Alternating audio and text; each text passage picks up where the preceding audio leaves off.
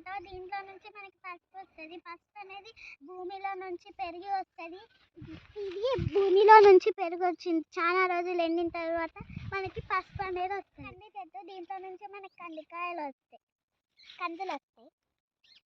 మళ్ళీ ఇవి మనం మార్కెట్ తీసుకెళ్ళి మిషన్లో వేస్తే మనకి డాళ్ళగా రెడీ అవుతాయి.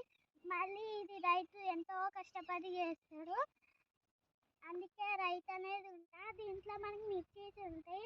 ఇలాంటి గ్రీన్ మిర్చీస్ ఇంకా చాలా రోజులు అయితే రెడ్గా అవుతాయి.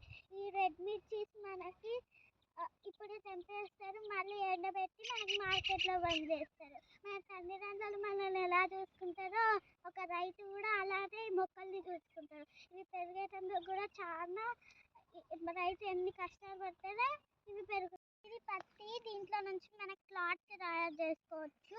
ఇట్లా ఫ్లవర్స్ వస్తే మళ్ళీ వర్షం పడితే రైతు చాలా నష్టపడతాడు. మళ్ళీ ఇవి చాలా కష్టమైన పని. ఇది మొక్కజొన్న చేను. రైతు విత్తనాలు వేసిన